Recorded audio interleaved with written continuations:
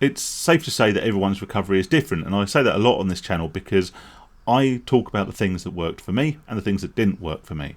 And what I don't want people to do is look at the things that work for me, find they don't work for them, and then give up. Or, contrary to that, don't bother trying the things that I said didn't work for me on the basis that, well, they must be useless then. Everyone's path to recovery is different, and what works for one person may not work for another. What support networks may prove invaluable for one group of gambling addicts may be of no benefit at all to others. Certain tools may be more useful to some than others. And there are certain groups, such as Gamblers Anonymous and what have you, that I have voiced misgivings about in the past, but have always maintained that if you are a gambling addict, if you have tried other things in order to get onto the path of recovery without success, and you haven't tried Gamblers Anonymous, then give it a go. Because ultimately, if nothing's worked thus far, try it. One thing, however, that all gamblers, or at least the vast majority of gamblers or recovering addicts of almost any kind have in common, is the cycle of addiction that I'm going to talk about today.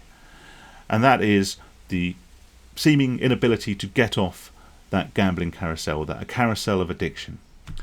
We consistently lapse, we relapse, and then we tell ourselves we're never doing it again before getting back on that carousel and repeating the process, often with more and more devastating consequences as a result. Before I talk any more about that, I just want to say hi, hope you're keeping safe, hope you're keeping sane. Thank you for clicking on this video. As always, this video is sponsored by me, so if you do wish to support me, there'll be a link to my Patreon in the description below. If you don't wish to support me that way, that's absolutely fine. All I ask is you watch the video, and if you find it useful, click subscribe, click like, make a comment, do all that sort of great YouTubery stuff. So I want to talk about the cycle of addiction and this carousel that we seem to struggle time and time to get off of. Now, I've done this many times. I've got off the carousel only to jump back on when the next ride started. I may have taken that metaphor a little further than it needed to go. But anyway, it generally goes something like this, so bear with me. The first stage is when you feel you are a recreational gambler. You know, you are gambling, yes, but it doesn't seem to have any real negative impact or negative connotations on other aspects of your life. You're still maintaining maybe a romantic relationship, you're still maintaining a social life and friends, maybe you're holding down a good job, maybe it's not having a direct and devastating impact on your finances. So you believe this is absolutely fine, you have it under control. It might be at this point you are maybe gambling more than you should, but at this point you don't really see it as a problem. Inevitably, if you continue down this path, something will happen, and it could be any number of things. It might be that you're late to a social occasion because you're gambling and you don't want to leave the machine, or you want to watch the end of the sporting event, or whatever it is that you have money invested in. Maybe it's you spend money on gambling that was, at least in theory, earmarked for something else. Maybe you've got an upcoming holiday which you were saving money for, or maybe you had a social plan, or maybe it's a bill or something like that that's now not going to get paid because you overspent on your gambling and you spent more money than you could afford on your gambling. And at this point there's a little bit of your brain that goes, hang on Phil, you're doing this a bit too much. You are gambling a bit too much. And that sits there at the back of your brain. And so you sort of think to yourself, well, maybe I need to cut down a little bit on this. However, like so many of these feelings that we have when it comes to gambling addiction, this passes fairly soon, and before you know it, we're back gambling again without a care in the world, and eventually something else happens. And at this point we do make the realization that actually something is, something is a bit amiss here. Something is there is a problem brewing here, and there's something that needs to be addressed.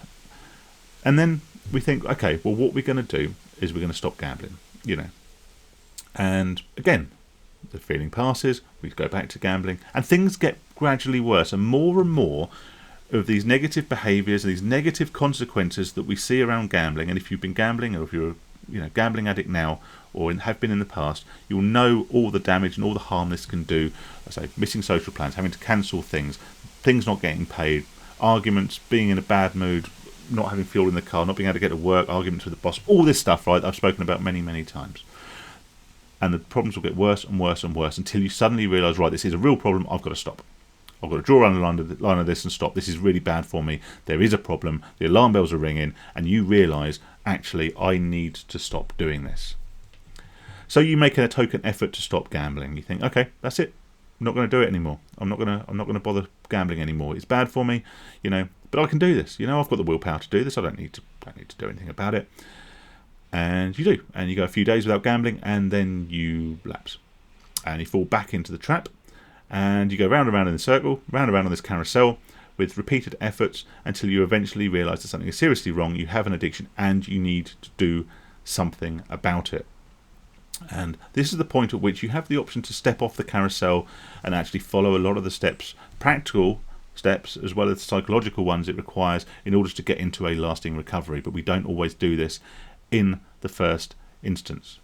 It normally takes a point of realization, and this is the next thing I want to talk about. Where is that point at which your brain goes, right, I'm off the carousel now, I'm staying off, I'm going on the waltzes instead? I can't let go of the metaphor, can I? Sorry, this is supposed to be a serious video, but for some reason I want to go to a fun fair now. Anyway, sorry. Right, back to the point, right? So you're off the carousel, and there will be a point at which something changes. You haven't just decided that you need to stop gambling in order to prevent all these harmful things and all these negative consequences of your behaviours. You've decided that you want to stop. You've decided that actually your life will be better without this in it, and that you want to make a better future for yourself. And like I say, this point will be very different for many people. Common expectation would be that this is a realization or a eureka moment we have after something catastrophic has happened. Maybe we have split up with a partner, we've just had a massive row because we're late home, or we've spent the shopping money on gambling or whatever. We had a massive row with a partner when we split up, or maybe we've just been sacked from our job because we've been absent due to gambling, or we've been unproductive because we can't get gambling out of head, or dare I say something more illegal, right? Or something, like I say, there's been a catastrophic life event that has gone, right, enough is enough. It would be remiss for me to say this happened. I had many of these events in my life. I had many arguments with partners. I had many low points, many missed social occasions. Many times I was late for work. There was lots of these points at which I could potentially have gone, right, is enough because this has happened. In actual fact, the longest period I've had in recovery, and I'm not going to say my final recovery because, touch wood, I never like to, tempt fate, but my longest standing recovery came off the back of not a devastating life event, not what I would class as a gambling hangover, but instead at a moment of complete mental clarity, a point at which I think I was just sat doing something inane. Maybe I was watching the telly or catching up on some emails or doing something like that, and I actually sat and thought about it. And that was the point at which I took the practical steps, getting the blocks in place. There was less available then, to be fair. It was less support available, and there were fewer effective blocks for gambling. But I sat there, I worked out what I could do, I started speaking to people, I self-excluded from bookmakers and online and all that sort of stuff, right? All that great stuff I've spoken about before. But this was at a moment of complete mental clarity, sobriety, just sat there, doing something nondescript, and thinking, having time to myself to think, having a clear mind that wasn't clouded by a recent loss. Because if we try and use a devastating life event, or we try and use maybe a huge financial gambling loss as a catalyst for our recovery, yes, it can work in certain instances. But like an alcohol hangover, a gambling hangover will pass. We all know that feeling when you wake up in the morning and you have a few seconds of relative peace and calm and tranquility in your life until suddenly it punches you in the stomach and you realise just how much money you lost the day before. You remember the events of the day before, and yes, there you go. You either go on your online banking or you look in your wallet and the damage was real, it happened, and you just feel like laying in bed and going back under the covers and forgetting the day ever happened. We all know that feeling, and quite often at that point we will tell ourselves we're never gambling again. But that is what I call a gambling hangover. We can use it as motivation to put blocks in place and take practical steps to prevent us from gambling in the future, absolutely. And if you are suffering a gambling hangover when you watch this video, use that as, stop the video now, ignore my Patreon pitch, right? And go and do something practical to stop yourself from gambling. Use that motivation. But we can't rely on a combination of a gambling hangover and willpower, because like an alcohol hangover, the gambling hangover will subside and it will eventually be overtaken by old habits, old practices, and of course gambling demons and gambling urges. So if you're watching this video when you're sober, you haven't come here off the back of a loss, then sit down and make a plan for your future. Work out how you want to make your life better, and whether you want gambling to be a part of that, and use this moment of clarity to do the practical things required to start an active recovery. If you are coming off the back of a gambling hangover, then use that anger, use that frustration, maybe that sort of self-loathing you have inside, as I experienced that many times. Try and channel that negative energy into doing something positive now, so that when you do have urges, when the gambling hangover subsides, you're not able to do the damage you would have done otherwise. It sounds like my voice is just about to go, so I'm going to leave it there. Like I say, if you wish to support me, there's a Patreon link in the description below. Thank you very much to everyone who's signed up for that. You will find additional content, additional discussion. You are able to DM me over there, so if you want to have a chat with me, then that's the best way to do it. Yeah, but otherwise, just like, subscribe, do all that great YouTubery stuff, and I shall see you on the next video. Stay safe and sane, everyone. All the best.